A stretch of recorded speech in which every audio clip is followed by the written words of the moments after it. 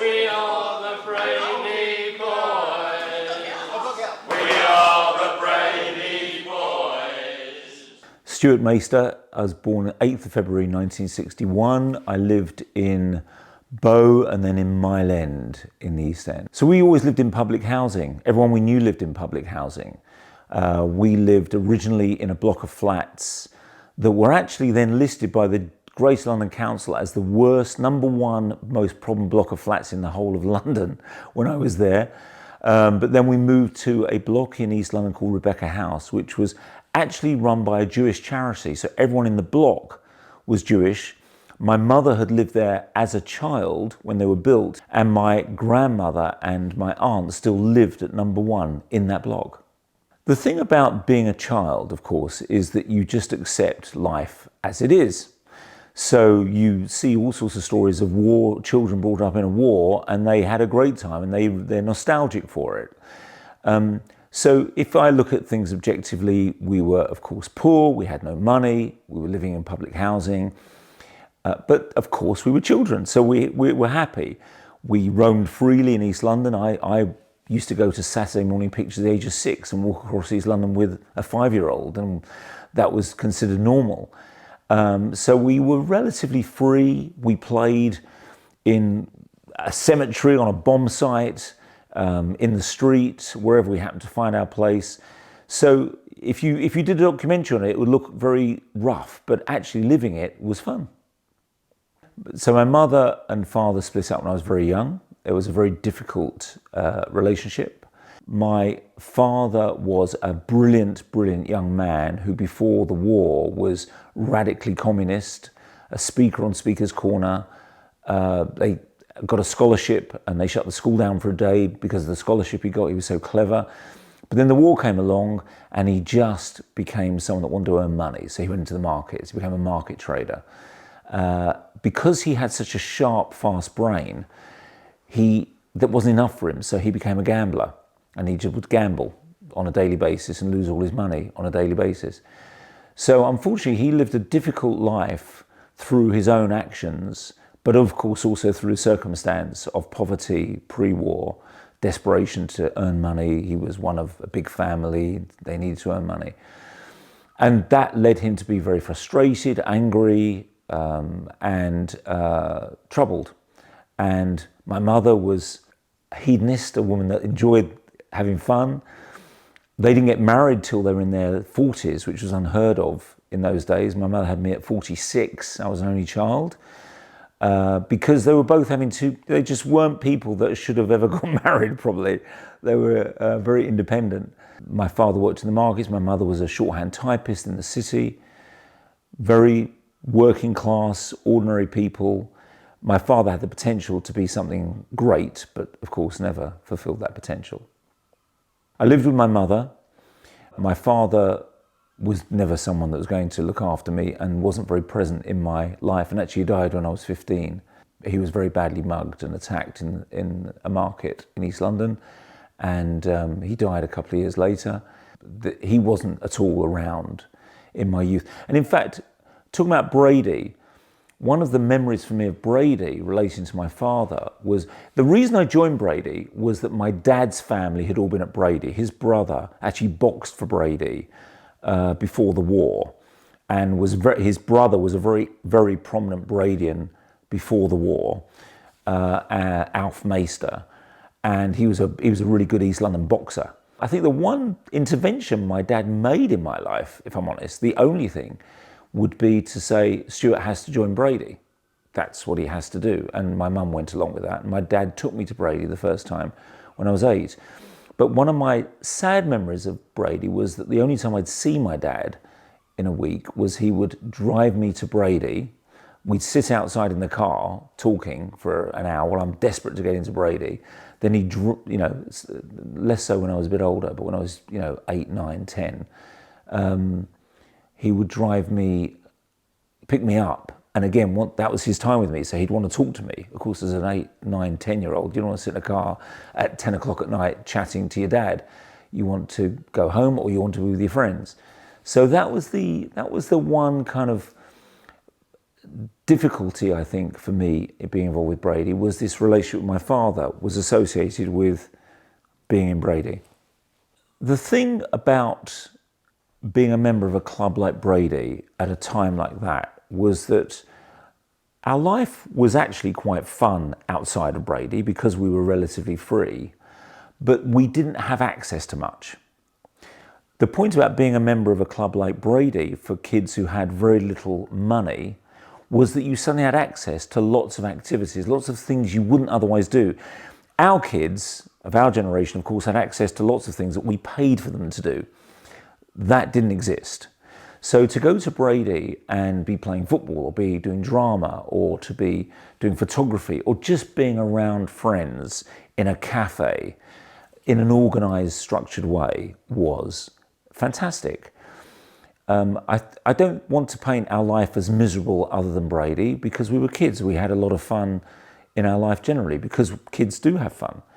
But the thing about Brady was it was sociable, it was organised. You entered a world that was utterly different from the rest of your world. And it also gave us access to a broader community outside of the people that we knew from our personal lives. So it was a fantastic, fantastic experience, really full of joy and happiness. And we all learned and grew up and developed relationships and developed skills and developed confidence and sports skills, developed ourselves really in an environment where that's what it was there to do. I think any structured environment for young people, whether it's Brady Club, whether it's the Scouts that my kids went to, whether it's a boxing club for a young guy in East London today, teaches you there are certain rules you need to abide by because you're being involved in something you choose to be involved with and there are rules. Whereas, you go to school, if you're a rebel, you don't choose to be there, you might fight against it. You want to be part of the gang in that sort of environment. So Brady served that purpose for us. We became socialised. We had to do certain things if we wanted to be part of literally the club. And so we did. But actually, if I'm honest with you, when I think about, although we were all from a rough background, rough in the sense that we were poor, actually, I can't remember anyone being a bad kid, a real rebel, violent, angry. I don't remember any of that there. Of course, some of us were angry sometimes. We were sometimes naughty, all of those things, but none of it bad, nasty. I think there was something about, because the other thing about kids of our generation were, we were also involved with synagogue. We'd have all gone to Jewish school alongside schooling. So if you think about our life, we'd have school, Hebrew school, and Brady Club. Our life was pretty packed with organised activities in its own way because we were Jews in East London. So I think Hebrew school also taught us, going to synagogue taught us that we had a certain rules that we had to abide by, things we had to do whether we wanted to or not. And so I think that was quite a structured life that we had in those activities. I think the thing about belonging to a club like Brady that is not so frequent now is that you weren't just going along to do an activity, you had a whole cornucopia of activities. There was a range of things. And if I think about the activities of there, Brady, I could list them, but actually what's really interesting is how in one evening where you were there for a few hours, you might wander from playing football, decide you don't want to play football anymore, and then go and play table tennis, and then wander into somewhere else and someone's doing photography. And it's almost as though this was all laid out for you as a menu of options, and then just hang out in the canteen and talk to your friends. So you're wandering from one activity to another, playing football for an hour, playing table tennis, or there might be something you're committed to for one particular evening. And so it was very, very varied. It wasn't the one activity, it was this range of activities that you could do with lots of different people that was so enriching. To understand the value of skeet to people of our generation, you have to put yourself into a world in which we didn't travel abroad. Our holidays might consist of a seaside resort in England, and we lived in places where there were few trees, no countryside, very much gritty urban East London of the 1970s and 60s. So to go to Skeet, which was this country house with trees and landscape and beautiful fields around it in the middle of the Kent countryside, was going to a completely different universe to the one that we lived in. To be there with your friends, to be there in a safe environment was amazing, because it was absolute liberation. It was freedom.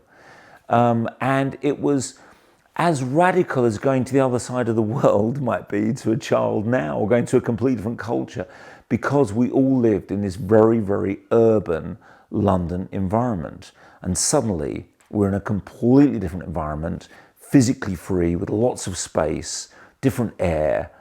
And that is of course, at the time you just get on with it. But when you think about it now, what an amazing contrast it was for kids in that situation. When you're a child, you don't think about who organizes things. You just sign up, you turn up, you get taken. And so when I think about it now, when I think about the level of organization that was done, both by the people who were working at Brady, but also the volunteers, the older Bradians who were only a few years ahead of us, who put their time and effort into it, I'm eternally grateful to them. I'm so grateful to them, because they were committed to our happiness and joy, and they got a lot from it too. And I've been a scout dad, myself, gone off to scout camps with my kids and done something similar. And I know how much effort goes into it by the people who've organised those things, but also, of course, how much pleasure you get from it yourself, being around kids who are having a great time. So I'm sure they got a lot from it too. I think it's very important when you think about Brady to know that although it was a Jewish club, and of course we were all there because we were Jews, it was also an East London club. And the identity of the people there was as much about being East Londoners as it was about being Jewish. And in fact, there was huge suspicion amongst us about the North London Jews. If we were brought in to them as part of an Association of Jewish Youth gathering, it was a very tribal thing. We were the East Londoners. We were the rump of Jews who'd been left behind in poor East London, while the rest of the Jews had migrated to the wealthier parts of London. And we felt they were spoilt and rotten, and they were. And having brought my kids up in North London, I can tell you they are. But nevertheless, we were the East London Jews. So for me, the soul of Brady is as much about being an East London institution as it is about being a Jewish institution. Because the purpose really was to give to kids from poor backgrounds who were otherwise dispersed somewhere they came together by being Jewish. That was what they had in common. They had cultural affinity, of course, but fundamentally to come together to have fun, to develop themselves, to grow, to meet others like themselves, and to really feel that they belong to a tribe in East London.